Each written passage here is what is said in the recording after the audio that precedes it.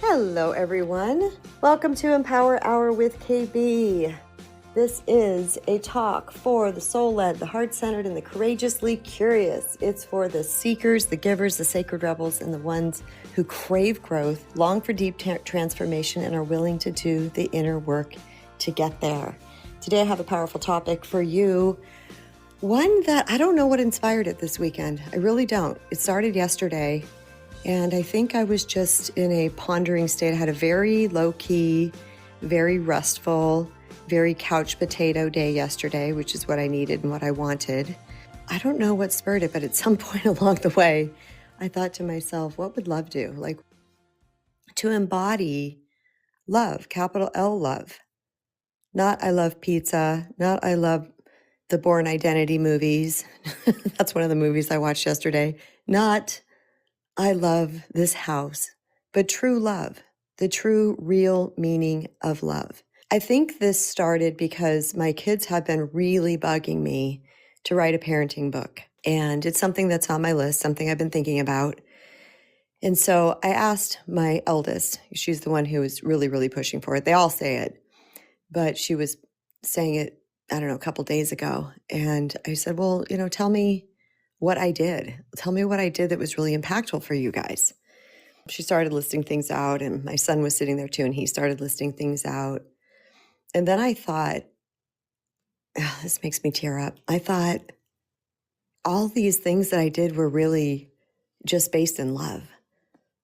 It was what love would do because some of it was hard, really, really hard, and against who I am as a nurturing little kitten in the world that just wants everybody to be happy. I really see myself that way because I've had to do some hard things that were so against what I would naturally want to do, for lack of a better way to explain it, where I had to do some tough love. I had to set some boundaries. I had to put myself first. I had to do some things that were really freaking hard for me. But the basis, the foundation of it was love. It was because I loved my kids and still do love eternally so much that I knew that this was what love would do. That's what inspired this talk. Thank you for letting me unpack that because I've been doing 20 things already this morning, and I just sat with that and thought, where does this came from? But I think that's where the whole thing stemmed from. And you know how we just have this random thinking and we just think, and when we're doing things around the house. And that was what I decided last night falling asleep that I wanted my title to be today. I wanted this talk to be about, because I think many of us function in relationships from a place of control and ego and getting the results that we hope to get through that. So let's say I want my kids to like me. So maybe I wouldn't want to do things that would potentially get them mad or upset at me. And at some point along the way, I decided I need to risk that. I need to risk them hating me. I need to risk them being mad at me, because this is what love would do. It's the right thing to do in this particular situation because I could feel it. I could intuitively feel it. I could feel it in my body. So that's what this conversation is about. It's not just about children, just so everyone knows. I put down here family and parenting and marriage counseling. I'm not a marriage counselor by any means, but those are the only tags that I could choose. Really, I would just want relationships, just one big main relationships, whatever type of relationship that you're in. I learned a lot when I studied A Course in Miracles. Most of it was via Marianne Williamson. She was a great interpreter of A Course in Miracles, and a couple of other teachers as well. But I learned some basic concepts, and I believe that's when my life really started to shift. It started to change in a very, very profound way, and that was over 20 years ago, maybe even more, because I started to upload these concepts, and I was like, they made sense to me. That's all I can tell you is they made sense to me. And well, when things make sense, sometimes we have to go against the grain of our personality, which is our conditioned patterns and ways of thinking and believing and acting up into a certain point. But that love that was inside of me, I allowed it to promote me to change and to see things differently. And so I decided, you know what? This is something I'm going to share with you all today. And I would love to hear what you all have to say about this as well. You can piggyback off of anything I'm saying. If you come up with a new concept, that's cool. Share your wisdom, share your experience, whatever it might be, because we all have relationships and they're all messy. Let's just be honest. For the most part, our relationships can be messy, especially the ones that are the people who are closest to us, like our family and our spouses. They can be messy. So I've watched a lot of my relationships heal. I didn't know that's what they were doing. I just paid attention and I saw how things started to shift and morphed and change. A large part of that was because of me, Kristen, was changing myself. It was changing myself in ways that supported my own growth and my own evolution and also self-love. As all of you know, I'm a self-love junkie. But it also helped me to show up to my family in a way that was, I don't, this isn't the right word, but I'm going to use it. It was more of a leadership role, but it was more based in love. And that's one of the things that my kids said to me. They said, you demonstrated, like my daughter said, this is an example. She said, you demonstrated compassion in the biggest way, Mom. And I was like, how did I do that? And she talked about this story where I think she was in fourth grade and they pushed 4 desks together. So it made like a little rectangular square. And one of the girls in her little pod was very mean to her.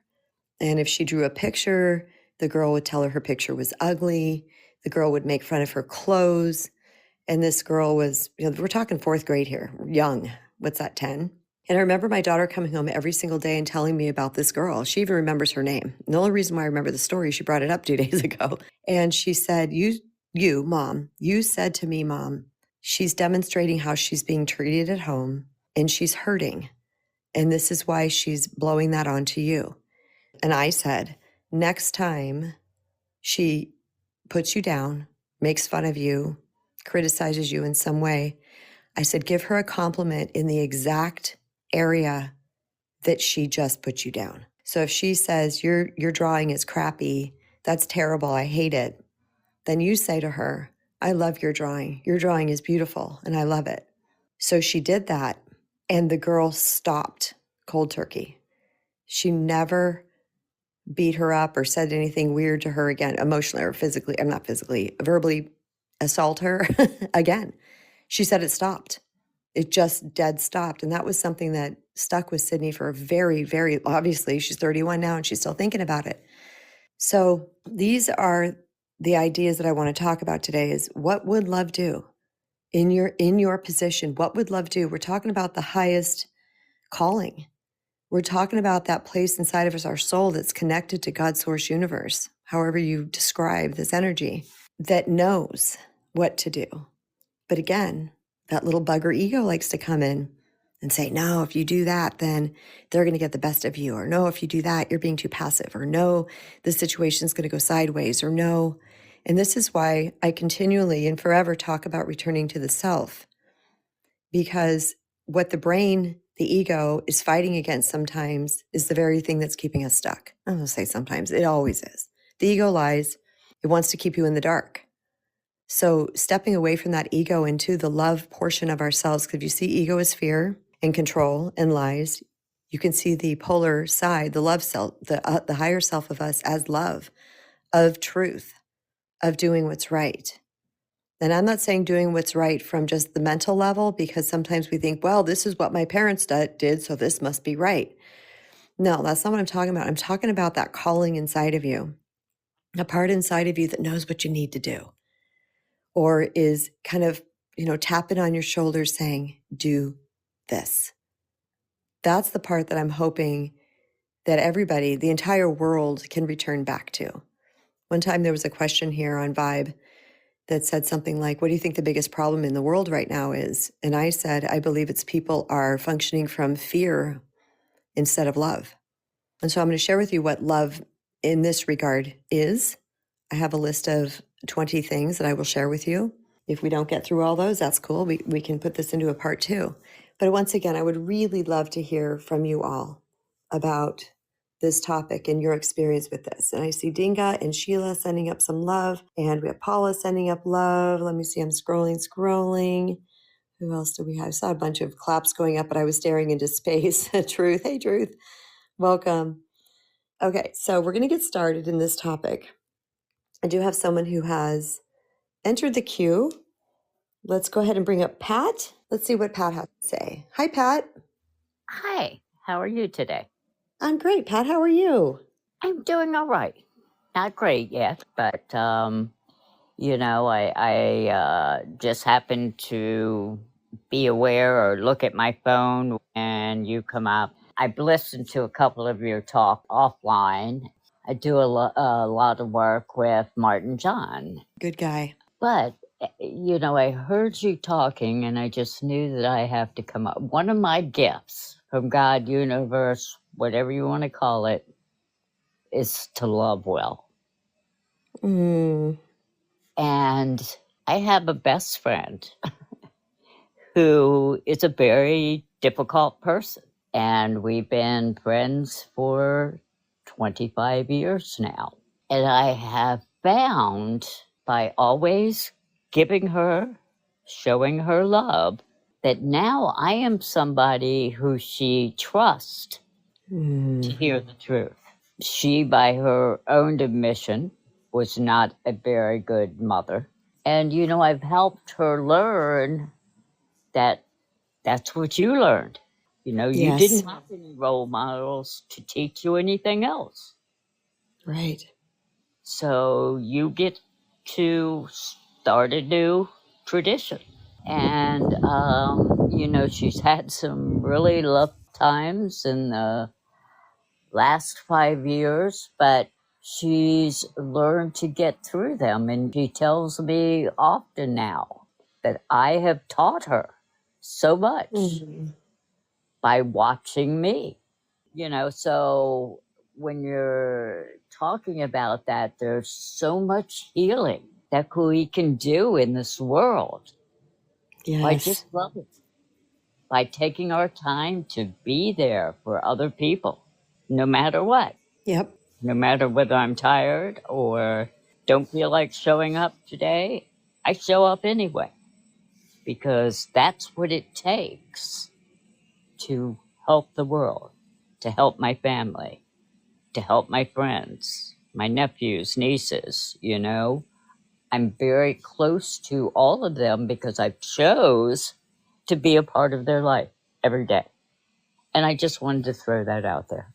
Oh, Pat, that's so beautiful. There's so much that you said. I wrote some notes down. The fact that she trusts you because you've been consistent in your love with her is huge. And that's one of the definite benefits that can come from this, is that people learn to trust us, especially if we're trustworthy, right? We just keep showing up and showing up in that way. I think that's really beautiful. But I also feel like what you're talking about, A Course in Miracles talks about love and a cry for love. So there's some people that are just crying for love. They don't know it, and it's showing up in so many difficult ways and dysfunctional ways. And when we can be that solid person for them and show up with love, we can actually help crack that exterior, because they do trust us. They do believe us. They do know that we're not going to abandon, no matter how cranky they are. And they can start to grow and benefit from that. Exactly what you said. Yeah, and I watched her now with her grandchildren. And the rough exterior's still there, but she's finding ways to let it melt, to try different things, and to put herself out. That's really what it's all about. It's putting ourselves out there. Yeah. Taking the time to be in others' lives. Thank you, Pat. You just timed out. If you have more to say, you can pop back on again. I don't think I've ever spoken to you before either, so I'm going to be sending you 300 vibes for the first time coming up on my stage. So thank you, Pat. That was a beautiful opener. And this is going to launch me into one of the things that I have on my list, which is love shows up consistently. Love shows up consistently, not just when it's convenient. It's saying, I'm still here. I'm here again and again and again. And I think that Pat is a really beautiful demonstration of that. And that's why her friend, who I'm getting the feeling went through some rough stuff and really formed a protective barrier around her heart and likely saw the world and people as unsafe. But she has this friend in Pat who is consistent and continually shows up. That's one of the things that my kids said. They said, you were always there, no matter what we were going through, no matter what was happening, you were always there. As they're getting older, they're like, even when it was, they're starting to see, like, even when it was maybe inconvenient, or maybe when you didn't really want to, maybe when it was, you were too tired, but you always showed up. My son brought up the idea of trust. He said, you built trust within us. Because that's one of the things that I wanted. I was like, I want them to trust me implicitly. Because if my kids don't trust me with the small things, they're never going to come to me with the big things. And I'm sorry, but we know there's big things that are coming, especially in high school when people start dabbling in drug, sex, and rock and roll. They don't always, but sometimes they do. And I thought, boy, because that was one of my most fearful areas, was what's going to happen when they really step into their beta brainwave state after 12 and they start. Mine didn't really rebel, and I think that's because I gave them a lot of freedom. But when they start experimenting in certain areas, what am I going to do? And I thought, well, I can't stop them because they will be going out with their friends and things are going to be happening. Like one time, my son, he had these friends for quite a while, years and years, and he kind of just stopped hanging out with them. And I said, why haven't you really been hanging out with them anymore? And he goes, because they like to go to the mall, the nearby mall that was walking distance. It's an outdoor, really beautiful place. And he goes, and they wanted to steal. If he didn't trust me, he would have never told me that. He would have never told me that. And there's so many other things along the way because I would ask them questions and they knew that I could hold that for them. One of the things that I said to them, and he brought this up a couple days ago when they were talking about me writing this parenting book, he said, he brought up trust. He goes, you taught us to trust. And I said, okay, how? He said, because if we told you the truth, we didn't get in trouble. And that was one of the things that I decided. I didn't want them afraid of me. I never wanted them afraid of me. I didn't want to rule by an iron fist, metaphorically, if you get what I'm saying. I didn't want them because I knew that that would promote them to hide from me. So I remember a couple things would come up with each one of them separately. I would say, if you tell me the truth, you're not in trouble, but we need to talk about this. I know something's up. Let's get it out here on the table. And then they started coming to me with things. Now, they didn't come to me with everything because as they grew and, got their autonomy and what have you, but eventually those things too, they didn't come to me with, they eventually did as well. And we got to talk about them. So I'm not here to tell people how to parent your kids. And a lot of us on here, our kids are grown, but I do want to say, just in an overarching way, when you allow people to tell you the truth and you don't somehow punish them or shame them, that's love. Because you're allowing them to share something that's so vulnerable that could potentially get them in quote unquote trouble. So when we attack that, what are they going to do? They're going to retreat. Think about a turtle head poking out of a shell. It retreats when it fears danger, but it will stick its head way out there when it feels safe. And I wanted the people in my life, including my husband, including my friends, everybody, to be able to trust me with the hard things. And that's a big one. I'm jumping around on my list. So we're talking about love shows up consistently. That's a huge one. Huge, huge, huge. Another one is that love tells the truth. So not only is love willing to receive the truth, but love will actually tell the truth. I heard a quote many, many years ago, probably decades ago, that said, I love you enough to tell you the truth. And my brain went ding, ding, ding. If that's what love is, then I'm telling the truth. So in the closest relationships where if somebody asked me something, I would tell them the truth. I'm not talking about, do I look fat in this dress? You know what I'm saying? Not those type of things. But I wanted to be honest with them because I knew that if the truth was on the table, we had something to work with. If I was hiding, shying away from it, not showing up in that way, then we had nothing to work with. I've had people that are close to me lie to me, and I could feel it. And it might have been a white lie, or it might have been, a lie based on their shame or their embarrassment or whatever. I can see through that stuff. I knew. So it wasn't like a massive breach of trust type lie. There was those too, don't get me wrong, but what I'm calling upon in my brain right now. And I remember thinking or telling them, we can't grow, we can't move forward unless I know what we're dealing with. And over time, that cultivated this beautiful degree of trust between us, but also there's no stone left unturned.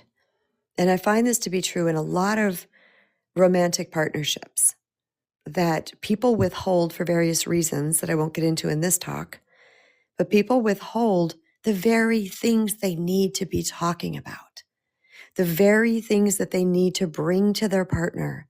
Well, I'm afraid it'll hurt their feelings, or I'm afraid it'll push them away. And this is one of the most major things that love does. Love does the hard things.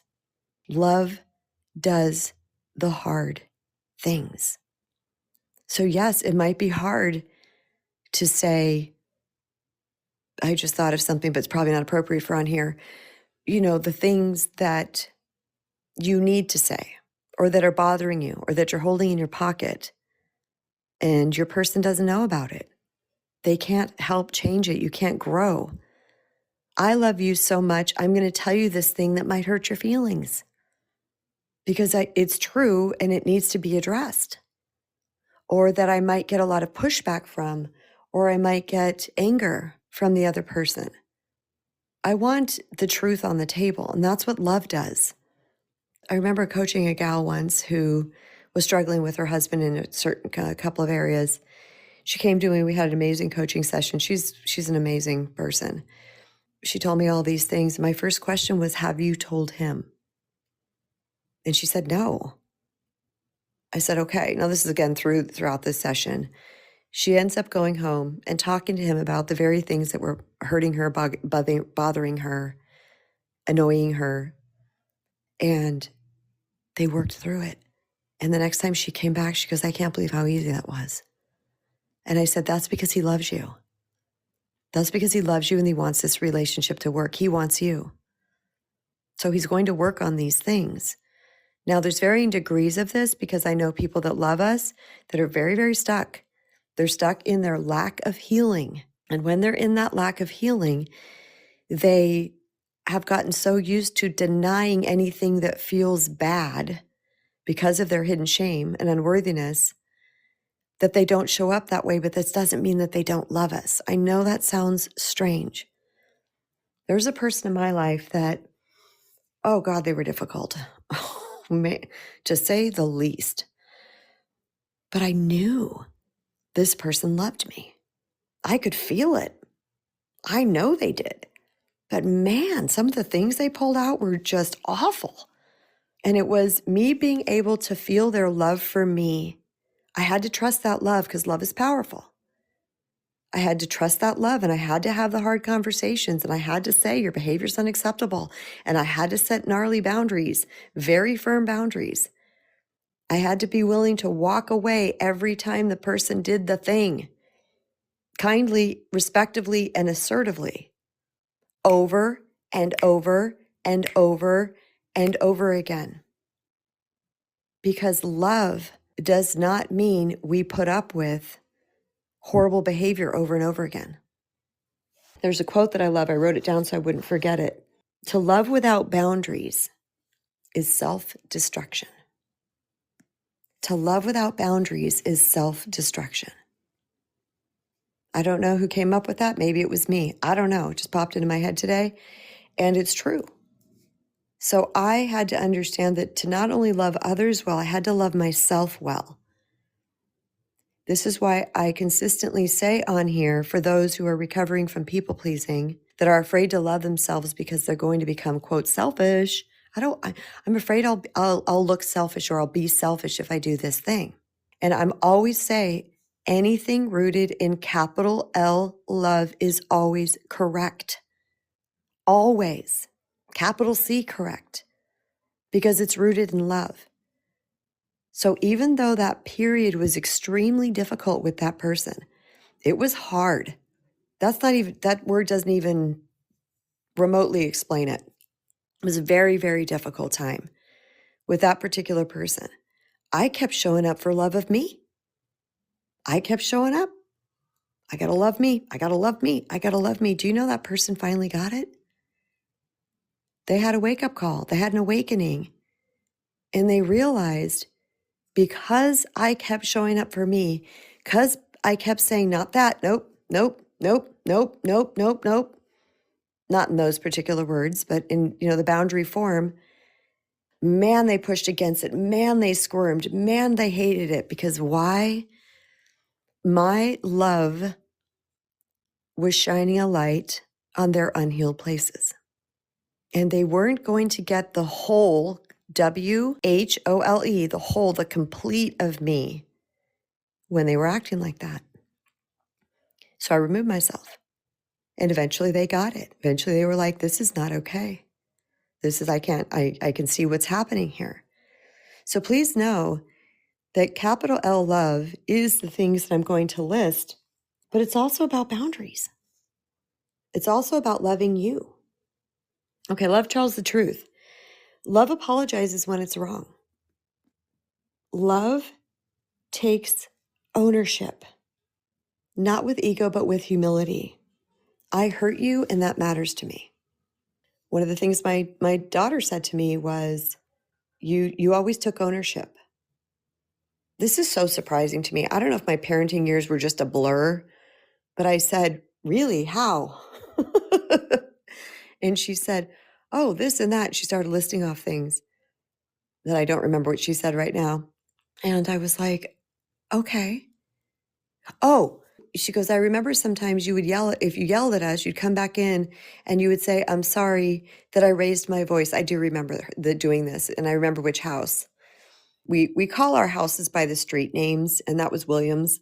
So I remember this at Williams, and coming into their room one day because I was just losing my stuff, if you know what I mean. And I was yelling at them or something. I remember walking away and thinking, this is not love. This is not who I want to be. And I was mad, and I had a right to be because they were being you-know-whats. And I was like, but that still is not the right way. This is what I mean. Our soul's going to tell us it's not the right way. So I humbly went in there, and I remember this being the first time that I did this. And I said, I'm sorry. And I honestly, innocently thought to apologize to my kids meant I was giving them power. I thought now they're in control and they're going to run all over me. And that's not what happened. I apologized to them, and they both stopped. They were both sitting on my daughter's bed. My youngest wasn't born yet. And they both looked at me and they said, it's okay, Mama. It's okay. And I thought, holy crap, I didn't lose power. I just gained. I gained trust. I don't even know what else I could call that, but I gained. And it kind of reset the whole day. Do you know where I got that? I got that out of a parenting book. I was reading some parenting book, and it said something about apologizing to your kids when you do wrong. And I remember the light bulb going off on top of my head going, really? I didn't know that. Oh my gosh. Okay, let me try it. And that's also what love does. It tries new things. What can I do that's different, that's of high energy, that's of love energy, that might bring me a different result? Taking ownership is of love energy. So when I did the thing that I didn't even know what was going to happen, and I was received in that regard, holy moly. More of this, please. But it also taught them something in the meantime as well. It taught them to take ownership. It was modeled for them, as they have said. Love also forgives without keeping score. This is a big one. I was in a relationship once that the person kept telling me, it was the strangest thing, because I'd never even heard the term keeping. I'd heard the term, but I didn't really know what it meant. It wasn't me. And someone kept saying, you keep score. And I was like, what? I don't keep score. I just forgive and move on and forgive and move on and forgive and move on. Then I realized, as I grew and learned, this person was keeping score. So they were projecting their scorekeeping onto me. So I was kind of happy to realize I'm not a scorekeeper. I'm really not. I forgive and I wipe the slate clean and I move on. Because if I held on to all the things that all the kids and my husband and everybody else in my life did, I would be a wreck. No, I want clean energy. I want to begin again. So I would forgive and I would move on, and forgive and move on. Now, again, this doesn't mean that we become someone's whipping post. All right. This doesn't mean that they get to do the same thing over and over again. I'm an empowerment coach first and foremost above everything. And I will tell you, no, no. This is about once the ownership has happened and the amends have been made, move on. Forgive and let go. Don't hold on to the past. There's someone in my life that held on to the past so much that everything was changing around them. All the people were changing around them, and this person was still rooted in the past. So life was getting better. Life was getting glorious. Life was moving forward, and this person was still stuck in the past. I remember having a conversation with them and saying, none of those things are happening anymore. Haven't you seen the growth? And then the light bulb going on above their head. Oh, yeah. I guess you're right. And I don't want to say that's any fault of that person, because we are basically a list of conditioned programs, right? The same thing happens over and over again. The brain records it and says, this is true in reality, and it's always going to stay that way. That's the way the brain is. This is why it's so serving to consciously say what's changed. And that's love too. What's changed? Where is this person healed? Where is this person grown? In the vein of love forgives without keeping score, it's also about releasing the need to punish, to control, or to shame. I believe any of those things are rooted in ego. They're our lower self. They are let's say, a weak person's way of control. It's just so easy to shame, to control, to blame. And it's all rooted in ego. So how about we start seeing our people as souls in earth suits, doing the very best they can? Even sometimes those of us who have dealt with narcissistic type people. I know it's rough. Trust me, I know. And the reason why I was so able to forgive is because I know that they're no different than me. They're my brother. Course in Miracles calls all of us brothers. They are my brother. They're my sister. And they're doing the best they can. So for me to release them of the error and say, I'm no better than them. They're no better than me. I'm no worse than them. They're no worse than me. We're all the same. And this is what their particular life looks like. And their experiences have all conglomerated together to produce these behaviors. Once again, it doesn't mean we do this without boundaries, but it allows us to free ourselves up. It allows us to stay in a more neutral homeostatic place than continually shaming and blaming. I'll tell you, most of us have had our share of shame and blame. We don't need to do that anymore. And here's the other thing. Most of us have had our share of shame and blame of self. Something I learned that, and through observation, through experience, I learned that my loved ones were so hard on themselves, they didn't need me to add to it. Of course, they needed me to show up firm.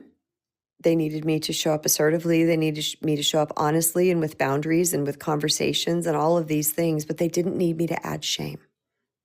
That wasn't going to do anything. They were doing enough on their own. I didn't need to add to it. And contrarily, what I did was talk to them about forgiving themselves, because that's love.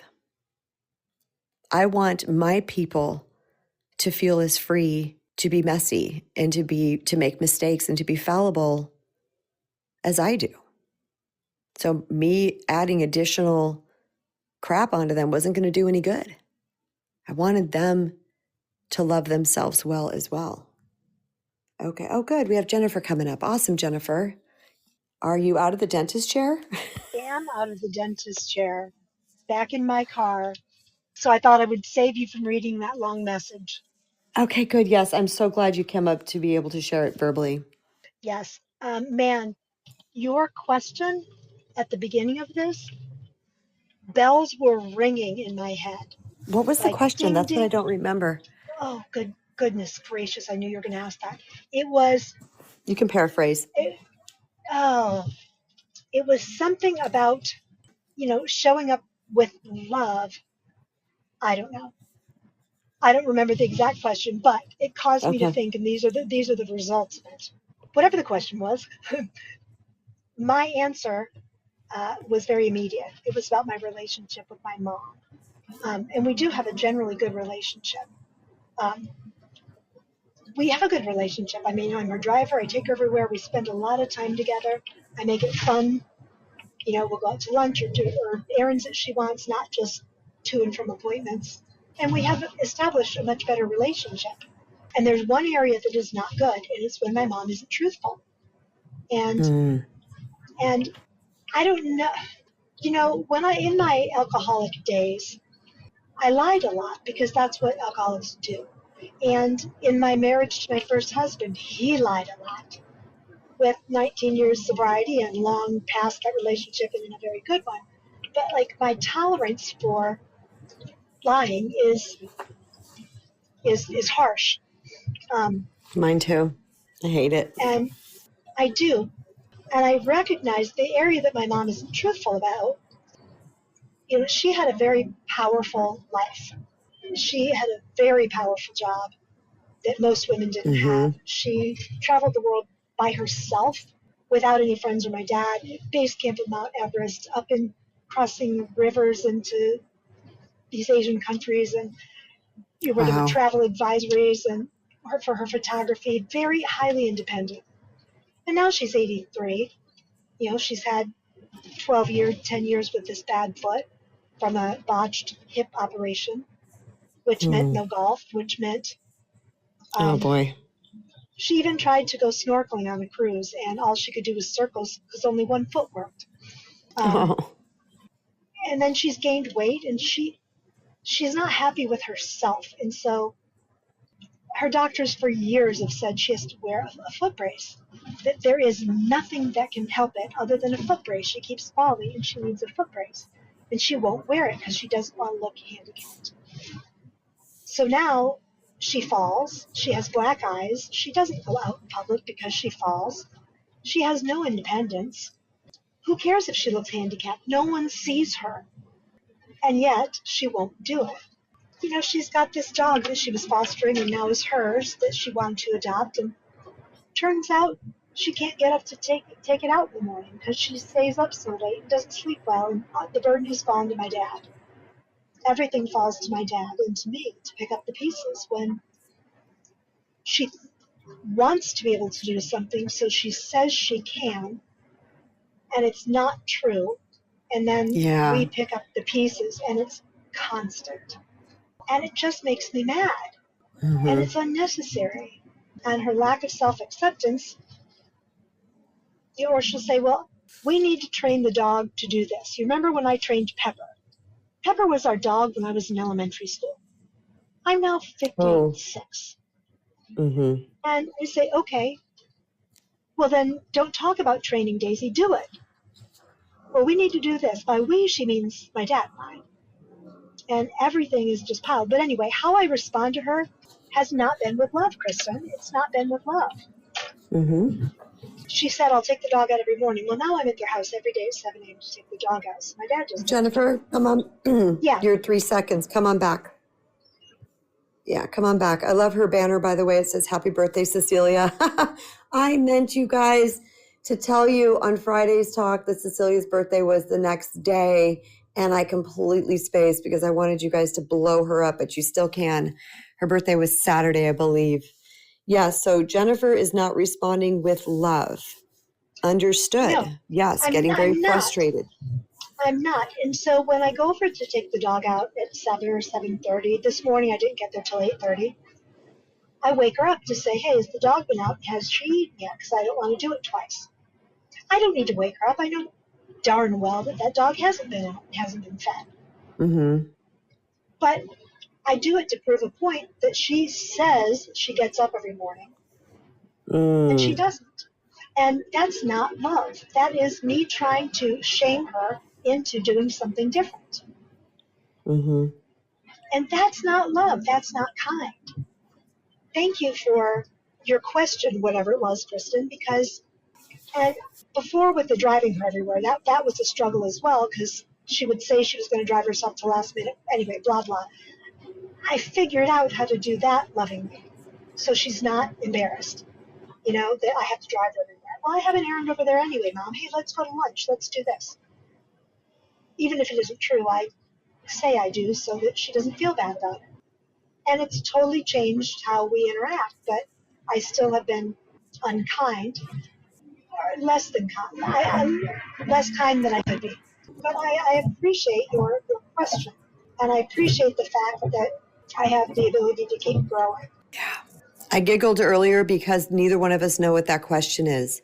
So when I'm I know. editing this on the replay, I'll go, oh, that was the question.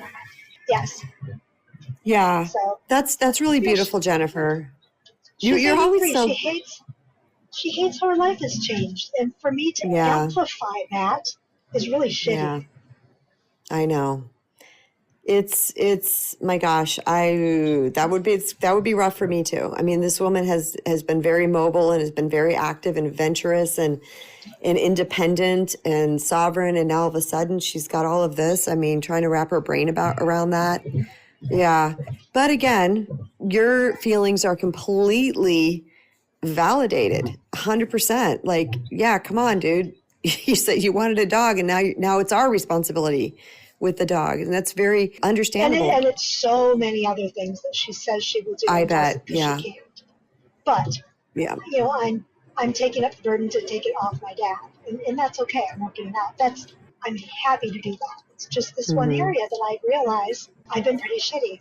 Yeah. Having thought about this now, will you approach that differently?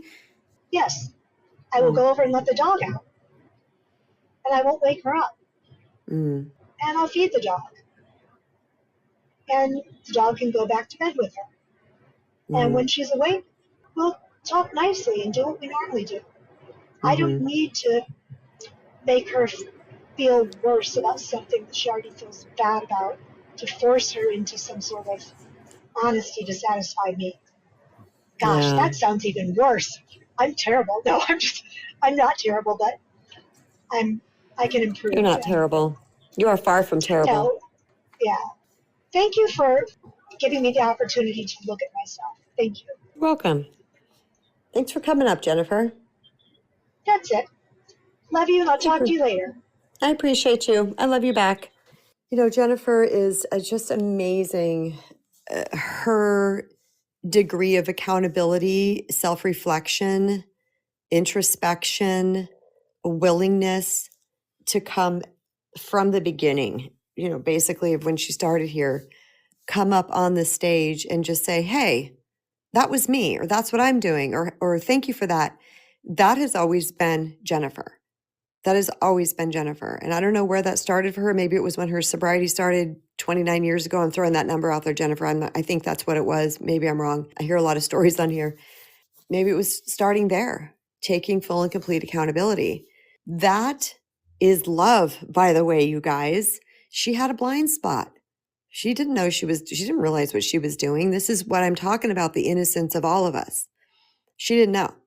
She didn't realize that until this conversation right now.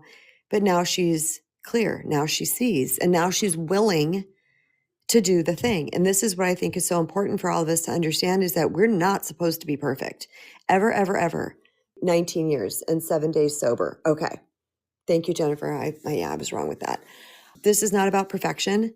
This is not about us supposed to know everything. But I'm going to tell you something that I found, and maybe you would find the same thing or already has. When I started to view life relationships through the lens of love and how could I love better, what would love do in this situation, I felt better. Isn't that crazy? I felt better. Even doing the hard things, I felt better because the energy of love is beautiful. So even though we're doing something that might be difficult, like a tough love situation or laying a boundary down or having a conversation that's not fun, telling somebody the truth, whatever it might be, you're going to feel better because it's of love. This is why I wanted to bring this up today, is for maybe give you guys, and if you're not already doing this, just some inspiration to try practicing showing up to your people with love by asking yourself, what would love do in this particular situation? What would it do? Love, here's another one. Love makes repair more important than being right. That's a biggie. Love makes repair more important than being right. Conflict within relationships is inevitable. It's inevitable. Let's just normalize that right now. Let's all raise our hands and say, we have fought with our spouses and our friends and our parents and our siblings and our children. Conflict is inevitable, but repair is essential, and repair is rooted in love. And it says, let's find our way back to each other. Or how can we find our way back to each other? And when I have me and somebody else, I mean, my eldest and I had, I don't want to say it was a fight. It wasn't a fight, but it was a disagreement, not even disagreement. She was calling me out on something, I don't know, a month or two ago. I can't remember when. And it was uncomfortable. It wasn't something I wanted to do at that particular moment. And I showed up because I love her. I love her and I love us. And I stayed in it, and I was annoyed. I was growling under my breath, in my head. I was like, ugh, this again.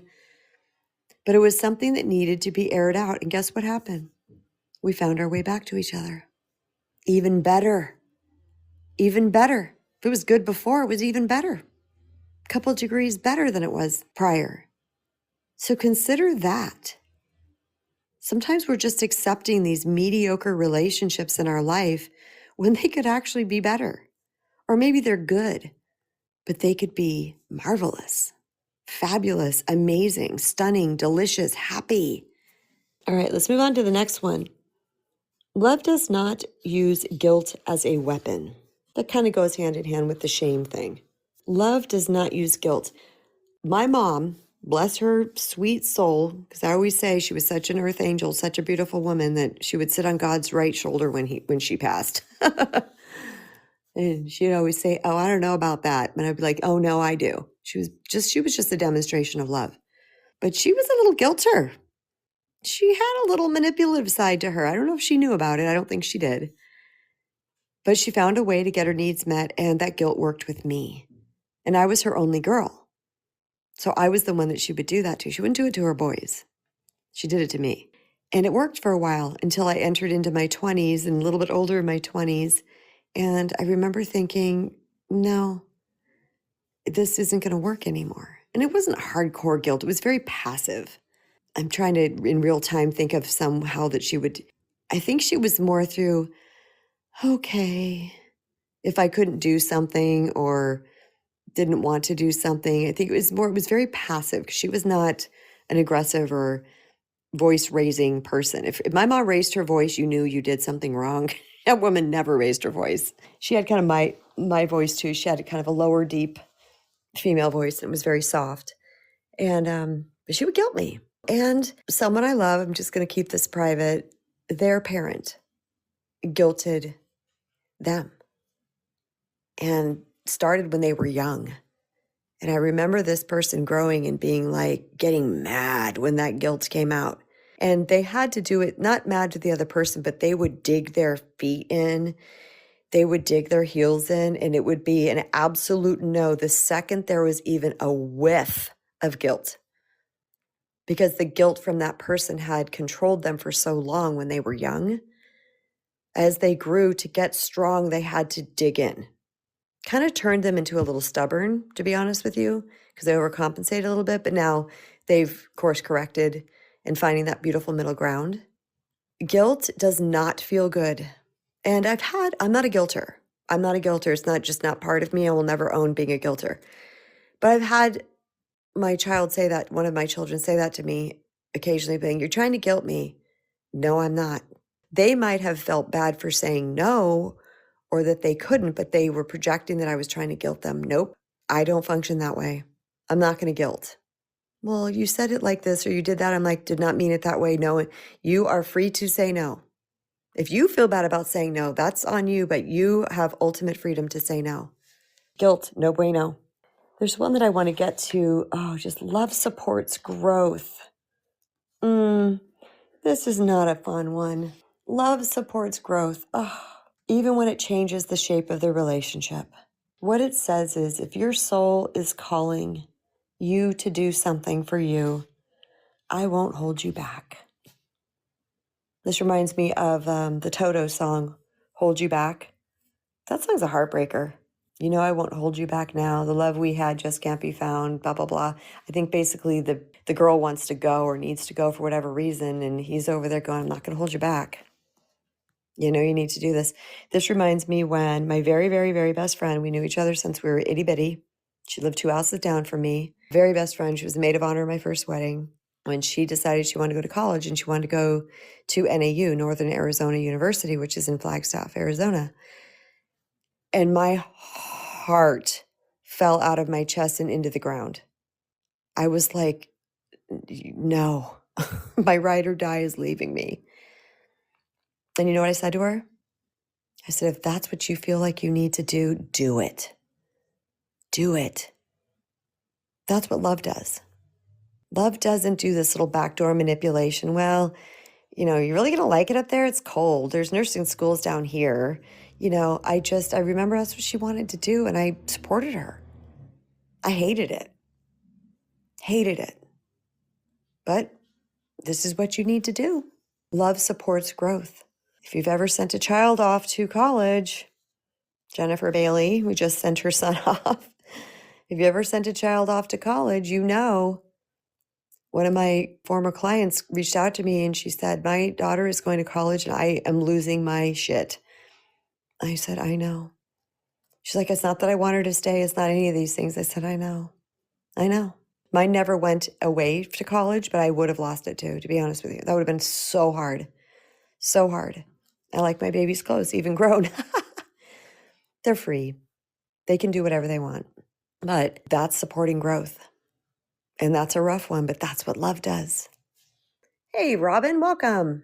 Hi there. You hear me okay? I sure can. So I am actually at work. I'm on my lunch. I'm at my job. Woot, woot.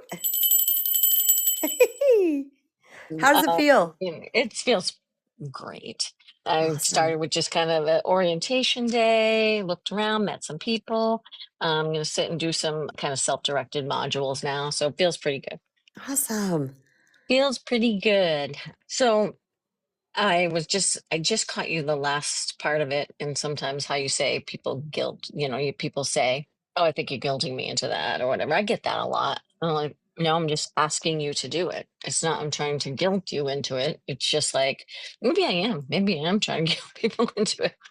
Look, I'm paying the rent. You can do the dishes. I don't say that outright, but you would think that it's something that's understood. But maybe I need to be a little more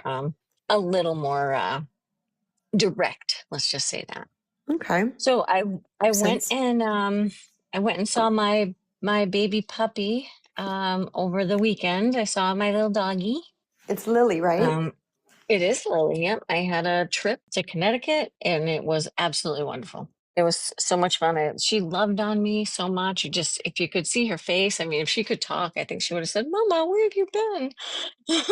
Mama, where have you been?" And then and then my daughter was like, "And then you just left again." I'm like, "Don't. That makes me feel sad." But a lot of love there with that doggy.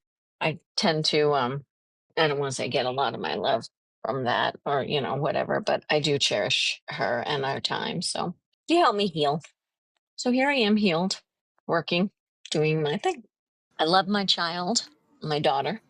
But I tell you, I want to strangle her and my niece. So I'm not happy with the living situation, but it is what it is. Yeah. I love them. I do. I want the best for them, but I need to do boundaries. And I think sometimes you have to have tough love. Yeah, you do.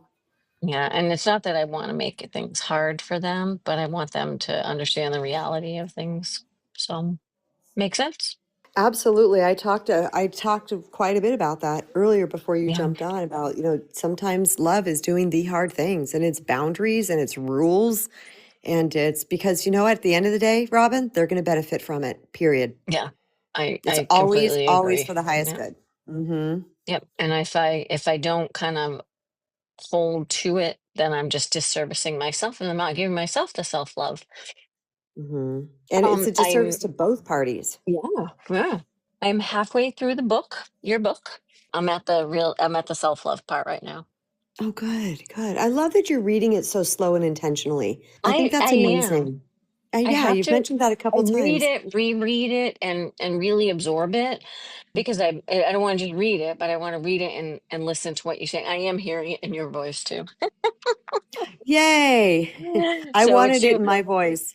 Can you Listen, tell it's my Peter. language? Yes, Peter would love for you to do an audio of it. So, I caught that right at the end of his, when you guys were yep, talking about that. I jumped on when you guys were talking. And I said, whose book are you guys talking about? And he goes, yours. I was like, yours. oh, Yeah, but I do. I actually looked up on ChatGPT how to do it. And it looks nice. as though I can do it myself because I didn't want to have to go to a big thing, podcasting, recording center and all these things. But it's just a matter of time and starting that. It's a big project. So it's going to come at some point, you guys. Perfect. So, Yeah. there are some people that need it on audio and need to hear it, and we all learn different. So, but Yeah. I would listen to it again. I mean, even just what I'm doing, I would listen to it on a drive or while I'm driving. I think that'd be awesome. Every once in a while I reread it myself. You Good for you. That's I do. I excellent. read it and every time I'm like, "Oh, I forgot I said that. Oh, I forgot I said that." So You do weird because revisit I lots of things in the book and that you say in the shows. You do revisit a lot of that. But I'm going to time out. yeah. But I just wanted to say hey and thank you and I love you and I'll talk to you soon. Thank you. Congratulations on your new job today. I know it's perfect for you. I love this entire story and watching it unfold and where you are as opposed to where you were this time last year. Oh, Robin, you're an amazing, beautiful, beautiful human. And I love and adore you. And I'm so glad. I hope you love what you're doing right now and you're in the right place. It feels good to me. Like when I picture you at work, I see like gold sparklies around you. That's what I see. So, yay. Okay, I do have quite a bit of back channel messages. Dinga said, we have a chalkboard with the dog's name on it, and we check off when the dog has been fed and potty issues. We had multiple people in the house at the time. That's great. That's excellent. Right now, I'm looking at my grand dog. Her name is Ella Ray. We call her Mamas. I call her Mama Razy. And then I started calling her Ray Ella today because I change everybody's names. We're dog sitting her, and she's very different than my Wesley. Very different than my Wesley. So she moves slower. She's scared of the stairs. She's just a very, very calm, very calm, peaceful dog. So, I'm kind of paying attention to, I don't know her potty schedules. She doesn't bark at the door. She just sits there, so anyway, we're working all that out. Jennifer also said, she said, ha ha ha ha. This morning, Ben lovingly told me that I offer advice without him asking, and he would prefer to learn his life lessons on his own. And he's right. And you know what, KB? He did have an issue that he knew had grown beyond him, and he called me. I asked if he wanted me to come up, and he said no. I said, okay. The next day he called and asked me to come to his meeting with him. I dropped everything and did. After the meeting, he was ready for me to go. No to dinner out. I love that he told me and happily left. Yes, Jennifer, that's it right there. That is so beautiful. That's it. Oh gosh, so much good there. The fact that Ben said, no, I'm going to do this on my own. And then it was all of a sudden like, yeah, I don't think I want to do it on my own. Can you come with? And mom's like, yes. And then she's like, okay, you want to go to dinner and hang out? He's like, no, I'm going back to college. Have fun. See ya. I mean, that's love. It's love for us to let our children do their thing. There's been times when I've been home alone. My daughter's going to go do something. And she's like, well, do you want me to stay? Do you want me, this and that? And I don't. You guys know I cherish my alone time. But I'm like, no, baby, go live. Go live. You are 19 years old. Go do your thing. Go have fun. Go laugh. Go drive in your car listening to music. Do your thing. That's love. But there are some parents out there that guilt their children for wanting to live, or even adult children, some grown parents guilting their adult children. Now, if they're guilting you, let them. Just like Mel says, let them. They can try to guilt you all day long. Are you picking up the guilt? Are you going to respond to the guilt? Are you going to allow their manipulation strategies to control you? Oh, I just stopped letting my mom's little, okay, her little sighs of disappointment to control me. I just didn't do it anymore because we can either pick it up or we can't. This is what sovereignty is. This is what it means to be sovereign, because you get to decide, and agency. You get to decide how this is going to go for you. You get to decide what place you are coming from within yourself. You get to decide if this is good for you or not good for you. You get to decide. That's beautiful. Oh, let's see. We're going to move on here. Let me see what else we got. I just love this list. Love celebrates others' joy without jealousy. That's a big one. How many people in your life truly are happy for you? How many people in your life are you truly happy for? I can say that jealousy, that little, pokey feeling when I was younger, when somebody got something cool that I wish that I could have, I felt that a lot when I was younger. I do not feel that anymore. I'm freaking go with like 12 O's after it. You go, get it, rock on. So proud of you, so happy for you. Like there's not an ounce of that anymore. If someone walked up to me and said, Oprah asked me to be on her show, I would not in any way be jealous. I'd be like, go right on. To be honest with you guys, I don't have a dream or desire to be on Oprah's show. A lot of people do. I don't. But you see what I'm saying? Like, oh, I just got a round the world trip. Go have so much fun. That's what love does. Love supports. Love supports. The next one is love holds space for pain without taking it personally. Again, that's about the honest conversations. That's about when someone wants to share with you their experience of you, true or not true, fact or not fact, could come through their filter. They want to share their experience of you and you don't take it personally. You understand that they just are having an experience. That's all this is. They're seeing you through a lens, or could be that your behavior was the way it was. At any rate, sitting there and listening to them, truly listening. Listening is another act of love, by the way. Massive. Truly listening to what somebody has to say, even if it's about you, is an act of love. I mean, I want to be loved, and if that's what's required, then that's what I'm going to do. I'm going to listen. Even if I'm cringing on the inside, even if I have to bite my tongue because they're so wrong, even if I'm feeling that welling up inside of me to defend, put a bandana in my mouth, like they tie around your mouth. I can put a bandana in my mouth, sit on my hands, shut up and listen, because that's love. I've done all the contrary. You'll never hear me think remotely that I'm perfect or ever was. I've done all kinds of crap, but I tell you one thing, I want to learn. I want to grow. I want people to have a good experience of me. I want my loved ones to feel safe and supported around me and feel loved around me. So love looks within and changes one's own behaviors. Love isn't constantly going, you change, you change, you change. Because remember, there's always love of self. So if somebody's not willing to step up and make the necessary changes, love of self means I don't have to spend time with you, or I can limit my interactions with you. I can move away from this. Get what I'm saying, you guys? But love definitely wants to look at themselves and say, who am I? Who am I being? What is their experience? And there's been things that I've been called out on in the past that, the kids bring up like 4 years later that haven't happened. And like, you do this, mom. And I'm like, I don't do that anymore. I don't do that. And like, you sure do. You did it. And I said, okay, everybody stop. Tell me the last time I did that. And then you can see them looking around like, I'm like, yeah, I don't. Can you guys allow me to grow? Oh, well, you used to do that. Definitely used to, but not anymore. You guys, I'm learning. I want to learn. I want to be here for you guys. I want to be the best person I can, and I'm going to mess up.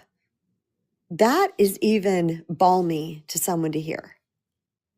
Yeah, that was not cool, or that was unkind, or that was crappy, or whatever it was.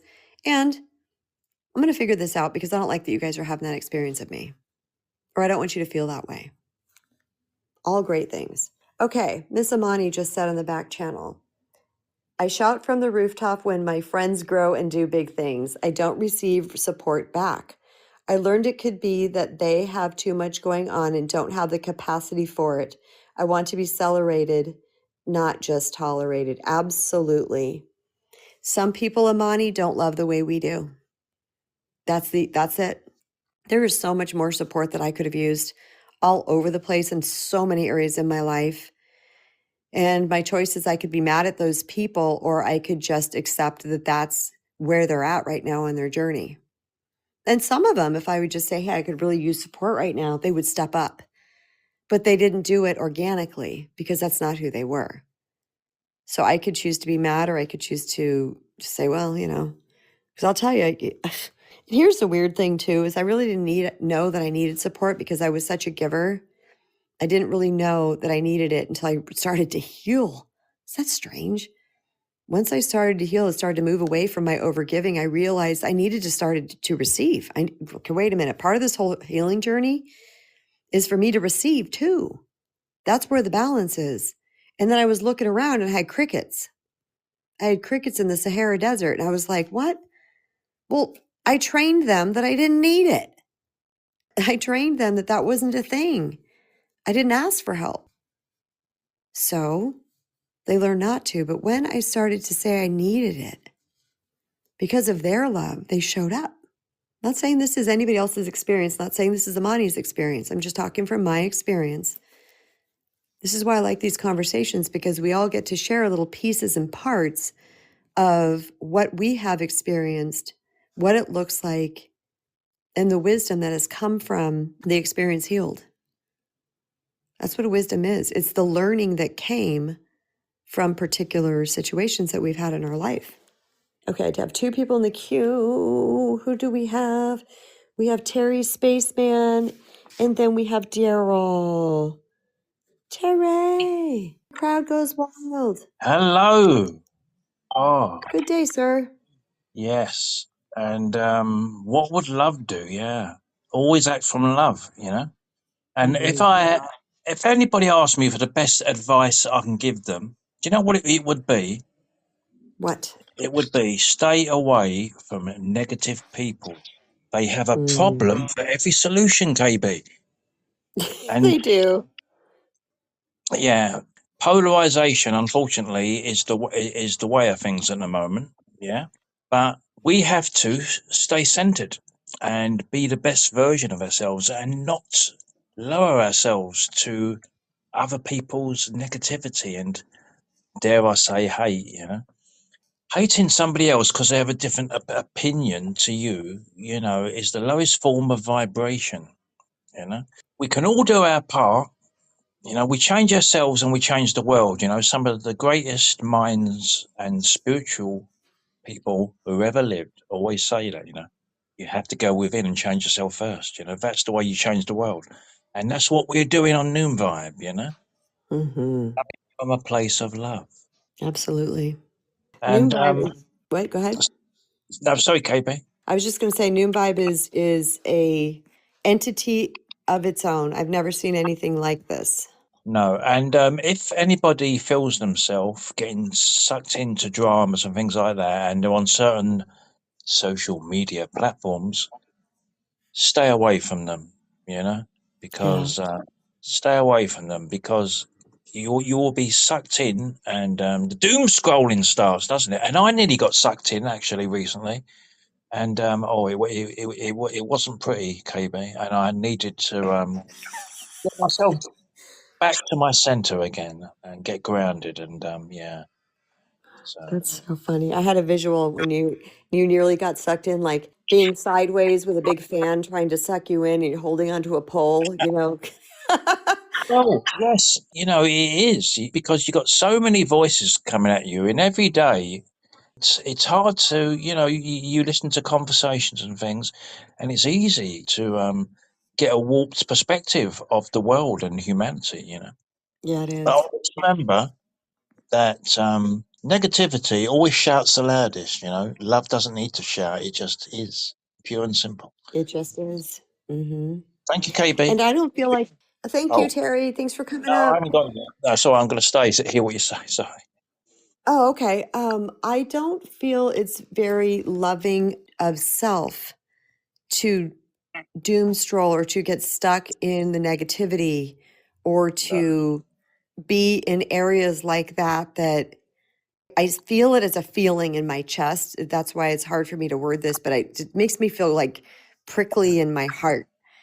Yeah. That's not love to allow myself to be in that position over and over and over again, just for No. the dopamine hit or the excitement or whatever it might be. It's gross. It makes me feel gross. So part of the idea of this talk, what would love do? Love would pull me out of that situation Yeah.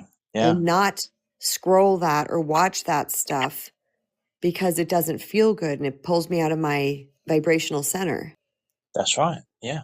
Always remember, you can always ask the universe to protect you, and and Yeah, I do that.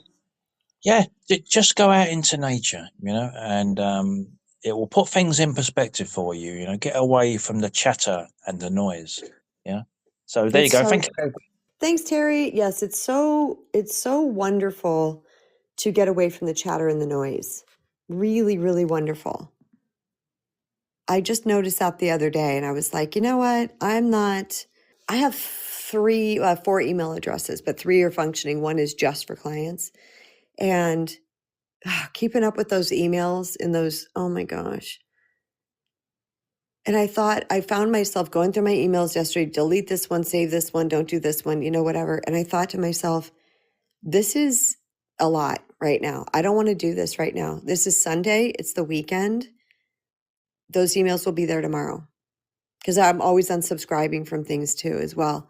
And I just put it away and I decided I would revisit it at a different time. In high school, we didn't have email. There was so much more downtime.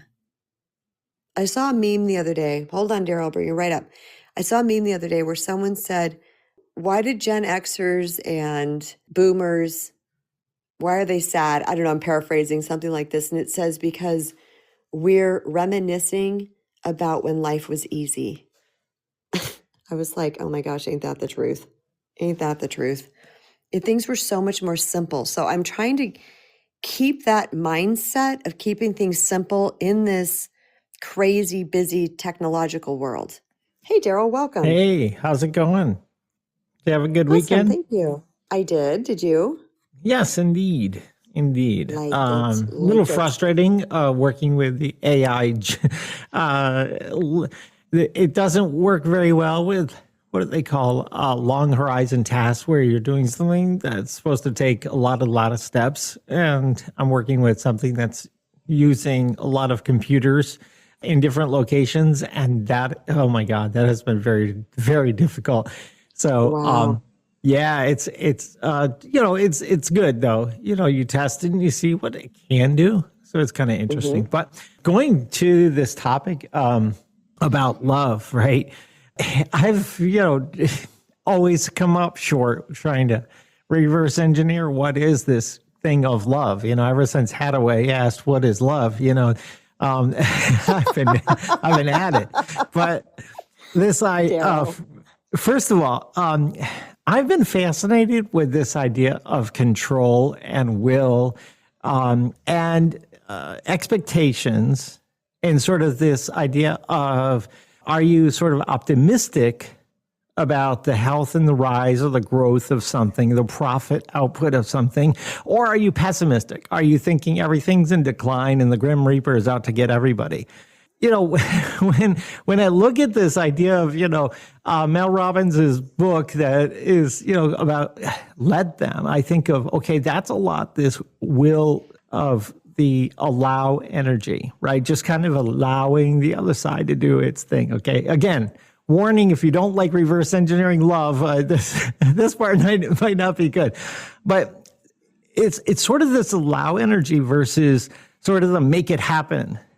Right? That other side, like, yes, I'm going to make this happen. Right.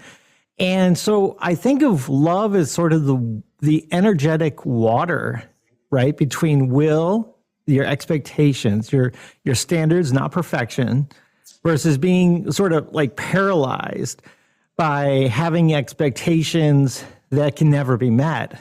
Right. It's that balancing act between all of these sort of, forces, for lack of a better word, that when it is clean, when it is satisfied and balanced, it is sort of the emotional water, if you will, that gives life.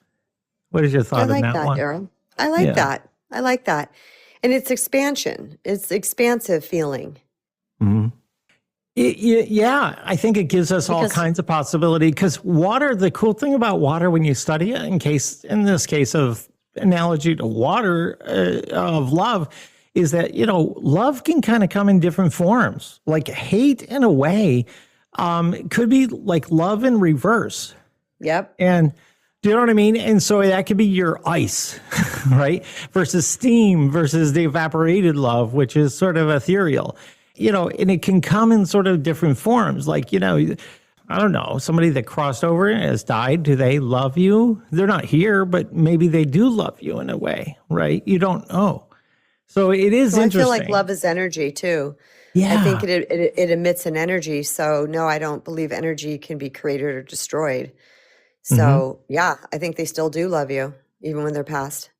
Yeah. And going back to this idea of guilt, that goes back to this kind of will. Are you allowing sort of the impression or the expectation of will, right? It's a distorted way of looking at, if you accept any part of my argument about love, right?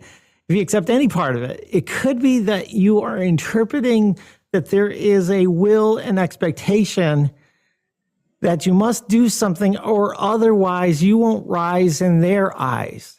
Right. And if you accept that, then you're going to feel the guilt. Then if you're not accepting that, like you're agnostic to their impression of your rise. I'm not saying you're psychopathic. It's just like you're above it. Like you're not allowing it to kind of control you. And yes, I don't know. That's just my little take as I was just sitting here thinking. Daryl, I love your little sitting there thinking thoughts. Thank you for coming up. Daryl's a deep, deep, deep thinker, as you guys know. He has Deeper Planet here on Noom Vibe, and he also has the Untrouble podcast that he does with Carrie Ham.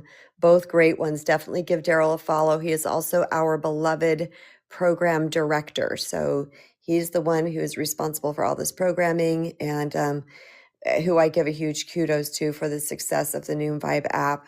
Thank you, Daryl. Thank you, Daryl. Thank you, Daryl. Oh my gosh, so good. So let me keep moving on. We do have Susie. I was going to say your last name, but I'm going to withhold it for podcast purposes. Hopefully this was a purposeful join. Susie. Hey. Hi, welcome. Is this your first time up, Susie? For you, yeah, I visit Cecilia Grace a lot. Oh, good. Okay. Well, you're going to be getting 300 vibes for joining me. Woot woot. But what I wanted to say is that, first of all, yeah, love is definitely energy in motion. So it's an emotion, energy in motion. And also, everybody on this earth is worthy. Like DeAndre says, we're all worthy. And we're all worthy of being loved just because we exist. Mm-hmm. That's the way I feel about it. And I believe with all of my little heart that I don't care if you don't agree with me. I love you, period. Because we all, it doesn't matter if you believe your creation theory or if you believe that we all were born from crystals that were on the back of rocks that emerged from the sea or whatever, Darwin or whatever. We all came from that, so we're all related. And I'm like, Mm-hmm. why would I want to hurt my brother or my sister That's right. or my they Beautiful. or my they or my them? You know? Mm-hmm.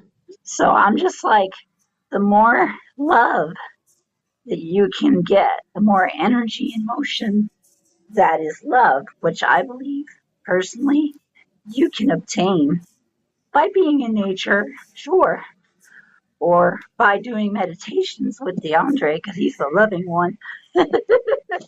Who's DeAndre you keep mentioning? Are you talking about DeAndre on here? Yeah, in meditation, you go to the new vibes and you go into the Oh, okay. And like, all right, where they have the workouts and the meditations. yeah. Oh, There's gotcha. Okay.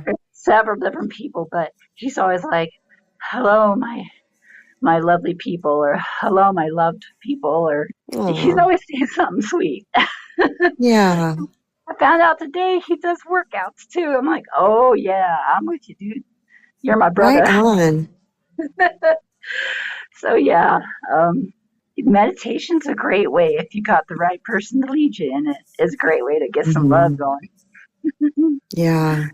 So There's some heart-centered meditations too that really, I've done some where they are focused on really drawing up the energy of love in the heart center. And every time I do those, oh, tears just stream down my face.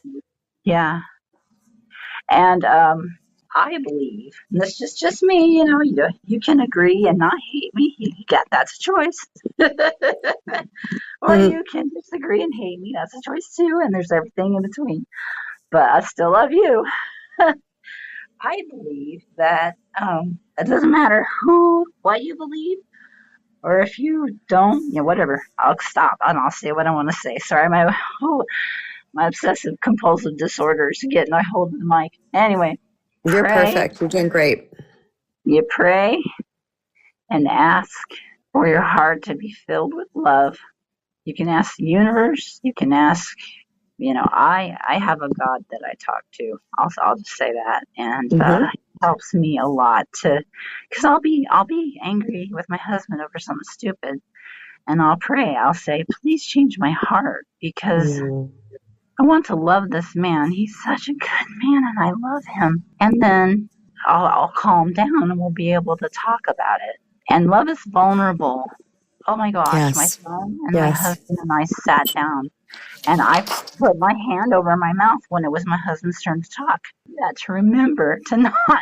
And we all shared, we all took a turn and we are so much better for it. There's a huge load lifted. So, but I had to pray first. Mm, that's awesome, Susie.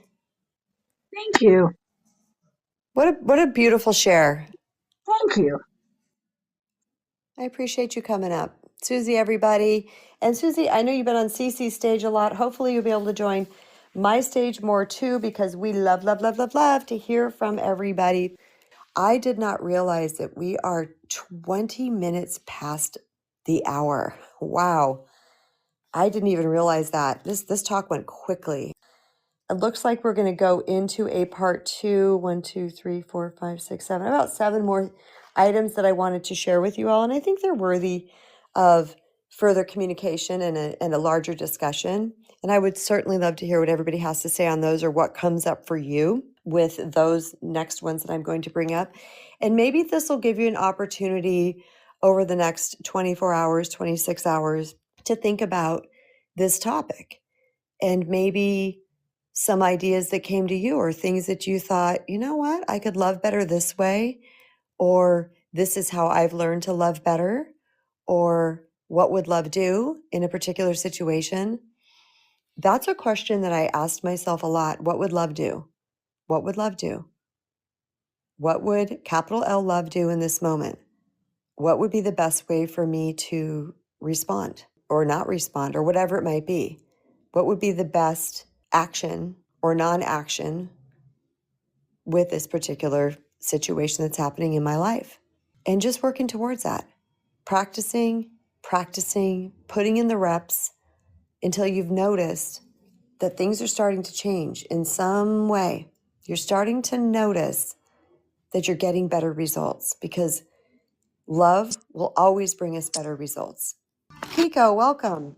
So I wasn't going to chime in today, but after I heard Terry talk about possibly going down the rabbit hole of all the current news within our world, I started getting really nervous, and my ego was taking over, and I was trying to figure out, okay, what's going to happen? I'm in fear. How is this going to affect us? And then I realized that I was starting to have a lot of anxiety and not feeling good. So I literally had to take a hold of myself and take some deep breaths and realize that unfortunately I can't control this, and I have to be within my bounds of love and making sure I approach this with a loving approach and just be as sunshine as possible, because of the fact that it's so easily to fall down that rabbit hole. So I need to make sure that I stay within the love and know that that's going to be a lot better for our future, as opposed to being the negativity and wondering what if. So that was a really big step for me, because in the past, Kristen, you're well familiar that I go down that rabbit hole and need to know all the answers. And this time I was like, I won't be able to have all the answers, and that's okay, and have the faith and be grounded in love that everything will be good for us. So I just had to share that. Yeah, that's a really good share. It's true. You know, there's so many things that especially with today's world and social media and the way they can edit things and change things. And now AI is mimicking people's voices. Like, you can feed AI Mel Robbins' voice and it can mimic her voice. And then people are making videos out of those things. So there's so much that's not real out in the world today. And I think that's also contributing to this huge separation and problem, because a lot of people don't know that. So they'll take these edits and these things and they'll call them as real. And then you know what I'm saying? It just starts this whole big meatball sliding downhill, or snowball going downhill, trying to figure things out that is unfigureoutable. Like, there's illusions involved, there's lies involved, there's all kinds of things. So for me, it's always been about paying attention a little bit and feeling into it.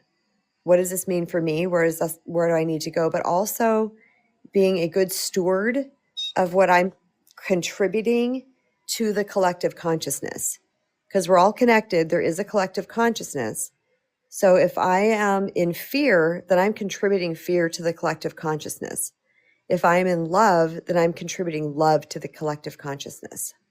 You got it, sister. And that's where I feel like I am doing right now, is being grounded and rooted in love. And what I say to other people, it's definitely, I know that it's rooted in love, and it's not any kind of negativity. As far as, at least when I say stuff, I feel like if it's grounded in love, rooted in love, then I know that I'm making the correct choices. Yes, absolutely. And I'm really proud of you. I'm really proud of you, because yes, I do know how rabbit holey you were there for a while. And Yes. I know that this has taken some continuous and repetitive acts of self-discipline to move yourself through that. But not only that, you've moved yourself through it, but you're catching it now too. Like, don't like the way this is making me feel. This is pulling me off my energetic game. So I'm going to do something different. I'm super proud of you, Christy. Thanks, Kristen. I had to share that because I knew that you would be able to relate. And everyone else, man, everybody just have a super lovely day and just enjoy this moment, because that's what we have right now. Is we have this moment. That's right. Thank you, Christy. Okay, love you. Love you. Bye. Bye. Okay, that's Christy, everyone. Thank you so much for coming up. Do you have a message? Terry said, believe nothing you hear and only half you see. Edgar Allan Poe. Love that. Believe nothing you hear and only half you see. Edgar Allan Poe. That's so interesting. All right, you guys, we're going to close up for today. This is 30 minutes longer than it was intended to be.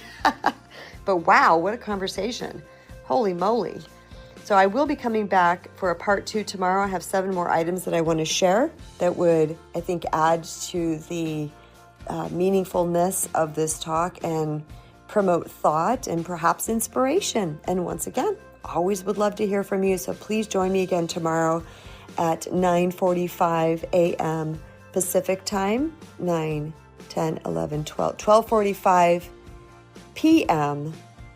Eastern time right now during daylight savings hours. Okay? Thanks, everybody, and I will see you next time. Much love.